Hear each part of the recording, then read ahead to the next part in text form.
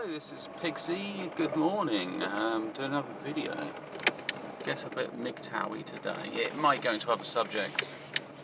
There's a few things to talk about, and also some snap-ons. I've got some of these snap-on teeth, and there's kits to make it all up. And basically, you get through the post is basically two moulds, and for these teeth, you sort of snap into your top and bottom. I haven't got them in the moment. They got this like resin inside it. Often people think the mould is the actual moulding for your teeth. No, so you have to warm the resin up. I used hot water at first, and then I put the hot water, because it didn't seem to change that quickly. It needs to be quite fairly hot really to get it. It turns from a white colour into clear, and so I put it in the microwave for about a minute. And that softened it up, and then I got the mould impression on my teeth, and it was okay, but it wasn't quite right, so I remoulded it and messed around with it. And I think you can only do that so many times. It starts becoming maybe a slightly less of the substance. I don't know, I'm not too sure. But it'd be better off possibly if you're more serious about your sort of tooth appearance maybe, or something, possibly shelling out for some veneers, but the snap-on veneers. So there's ones called Smile, something like that. They do operate more than just the US, they also operate in the UK as well, and that way you can kind of, well, I mean, one of them's, well, it's the price. It will come down to price. So, and how often you use it. So the brilliant thing is, if we're doing an OMAD and I only eat once a day, I'm unlikely to eat with the veneers in.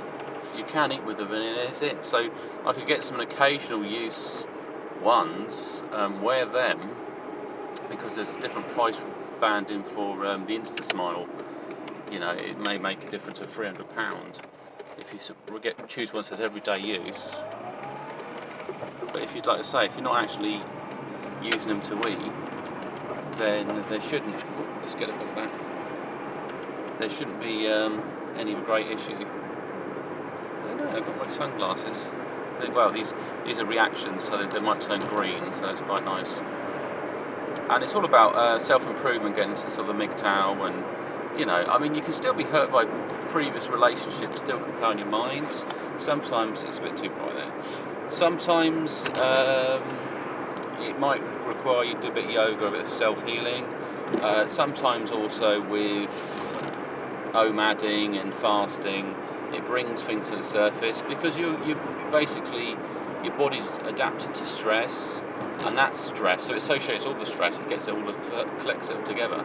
You know, which I understand, because sometimes actually when you're upset and so on, you don't eat.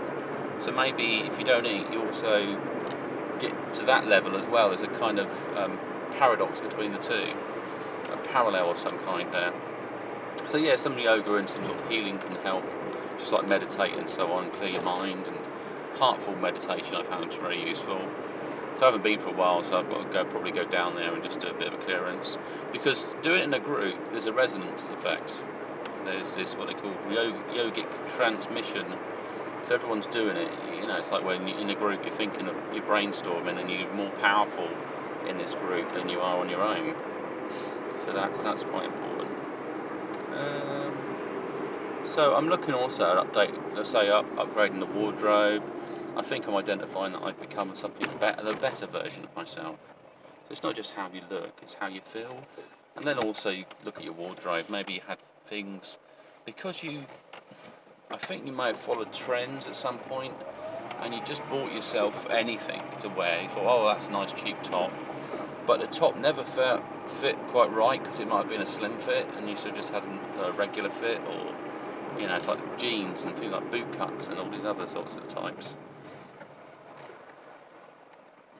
But when you're OMAD, you're more into your natural shape, and then you can think about what would suit you the best.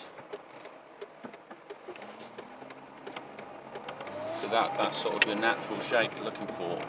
And I think with also, you can't really set weight targets with OMAD. It's more about, you basically, you might be a certain size, a certain weight, a shape, and you're just looking to improve a little bit on it each time. You may stick to the same weight, but you kind of shape generally improves, or your shape might improve, but your weight might slightly go up, and all these sorts of things. Because you might be building muscle, your body's recalibrating itself. So yeah, I mean, let's just improve yourself as a man, really, and all that. I did have another problem that sort of cleared up. It's a bit of a sensitive subject. It's Para-Mentis. It was like it's basically on your bend end of your penis. It's you'll notice it like eczema, and it's actually like a fungal infection. It doesn't affect women, so it's not going to have anything like that. It may give more affection though. Depends when often you have unprotected sex. But it's a pain to get rid of. I mean, I've used tea tree and I've used other things to keep it suppressed. But this may sound gross. Because I'm thinner and I sleep on my back, what I do is I just sleep with my foreskin back, and that gets the air to it to clear it up. So that may sound like a bit of a gross thing to some people, but there's a lot of people, there's 1 in 10 people or something or more that have that. And I mean, I wouldn't want people to go around getting them all self-circumcised because they develop that, and they call, like, that might be their advice to get. So it's kind of combating for things for men's health, mental health and physical health is sort of important to me nowadays, and also, like I say, looking at sort of the aspects of fashion.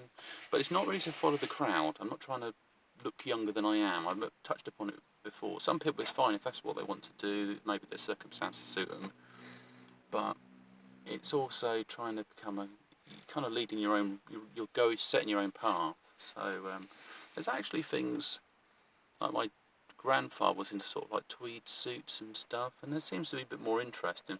But I guess what I'm putting in my wardrobe maybe last me the next 20 years. I mean, things like this, like a jacket, I can wear whatever t-shirt I like, to be honest. But I'm sort of smart casual, that's kind of the projection. I mean, there's times where you might, depending on what career path you've got, I mean, if you did a lot of decorating, you might wear a lot of jeans and sort of other things. You've got old tops. And other things, I'm looking at like neckline, I've got a top and its neckline comes down a bit, and I think I'll get rid of that. Or the shape of it doesn't quite fit, so I need to get shot of things like that. Because the other route people might do is say, I need to lose more weight, and you might have trouble trying to lose muscle mass. I'm trying to also regrow back some hair, that's a part of a project as well. But whether that's true or not, I see a lot of videos that promote this sort of thing, but I don't know if they're actually true. You've got to go through the motions of it, try the product, does it work, things in your diet, and even like OMAD is sort of tweaking it a bit. And sometimes you can lose weight so what you might do, reduce your intake, your calorie intake on OMAD, and then suddenly you might fluctuate and have a larger amount. But you might go more keto or something like that, and so your body's not trying to hold back on all the weight because it gets used to it. It keeps adapting with you, and you can only go so far before it says, you could hardly eat anything, and your body you just have low energy levels and things. So your body will calibrate to meet that demand.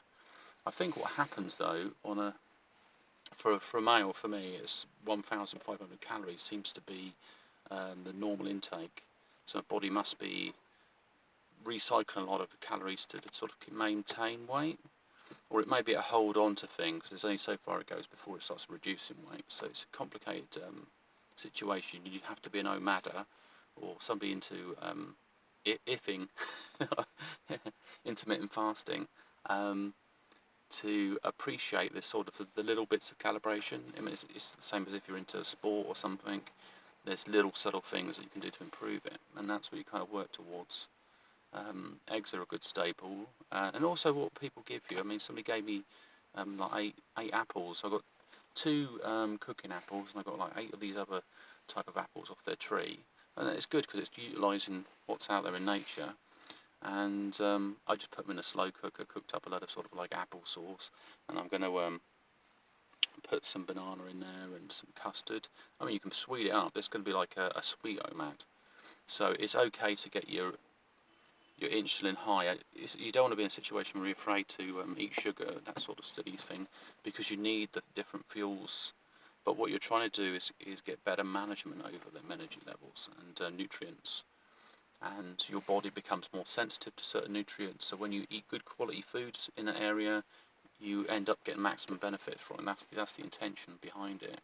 You can use it to help heal yourself, OMAD, as well, and target certain illnesses. So you know that a certain food helps to deal with, say, a stomach problem, and then you don't eat for a long period of time, your body becomes sensitive, it's trying to heal the stomach problem, and then you introduce the food that helps to do that. Like it might help to boost your gut flora or something, or it might be like a fermented food, so you eat that as a main part of a staple, and then you eat something else, maybe possibly just to sort of give yourself a rounded meal. So yeah, there's lots of different things. Anyway, this is Pixie signing off from this video. Have a great one, and I will speak to you soon.